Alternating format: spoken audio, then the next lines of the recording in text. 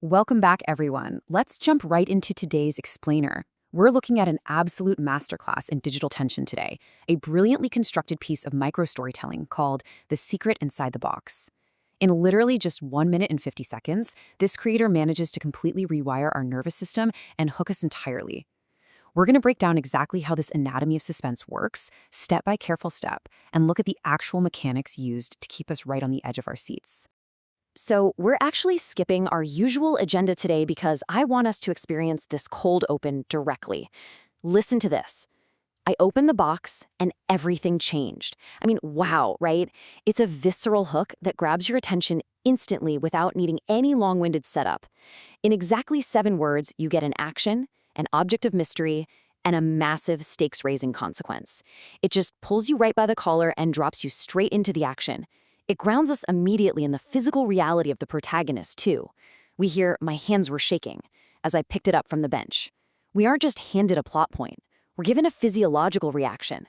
It forces us to physically empathize with that fear and anticipation before we even know what we're supposed to be afraid of. Section 1, the perfect hook. Section 2, building the tension. You know, suspense isn't just about the shock. It's entirely about the waiting. The narrator has the box. We know they're going to open it, but the creator absolutely refuses to give us that satisfaction right away.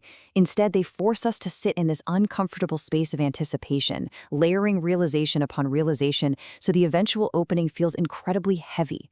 The narrator doesn't just rip open the cardboard, right? First, they see their name on it. Second, they recognize the specific handwriting, the exact handwriting they used to see in her notes. And third, the terrifying, chilling realization hits them. This wasn't random at all. This was meant for them. We take this journey from a shaky hand to the absolute dread that there is no going back once that lid comes off. It makes a simple physical box feel like a ticking time bomb. Section 3, the box open and the phone reveal. But I still opened it. Slowly. Imagine that physical box finally opening. Time itself just stretching to an agonizing crawl. You can almost feel that slow, low thump of a heartbeat in your own chest. The narrative builds this massive wall of hesitation, and then, finally, pushes right through it. And then, the reveal. Inside, there was a small phone. An old phone. It feels like a literal glitch in the Matrix. The narrator's racing heart is hit with this wave of paradox and confusion. The phone she used months ago? Why on earth would her old phone be sitting right here inside this box? It's a technological artifact that completely shatters their expectations, and ours right along with them. It simply doesn't make any sense. Section 4, the hidden letter. So the mystery suddenly escalates by contrasting these two very different objects. On one side, you have the old phone. It's cold, digital, confusing. But then, on the other side, a folded letter hidden right underneath it.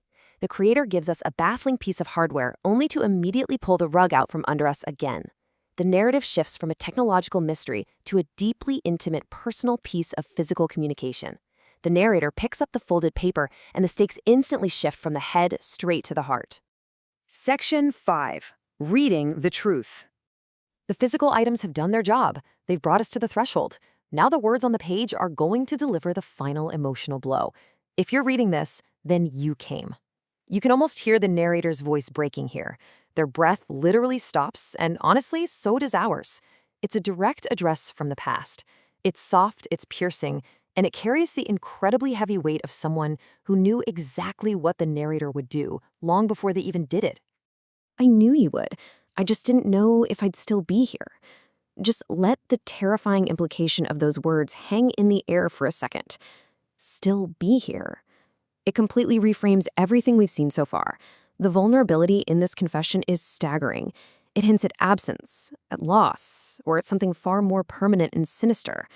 It's so fragile, yet it hits like an absolute freight train. I didn't tell you everything because I didn't want to hurt you. The painful intimacy is fully exposed now. The letter wasn't just a greeting, it was an apology, a warning. And most importantly, it's proof that the reality the narrator trusted was built entirely on secrets specifically designed to protect them from some terrible truth. Section 6, Anatomy of a Cliffhanger. Okay, snapping out of the letter, our pacing accelerates right back to full-blown panic as we deconstruct this finale. The emotional payload has been delivered, the narrator's hands are tightening around the paper, and they realize there is more. The narrator explicitly asks, "What did that mean?"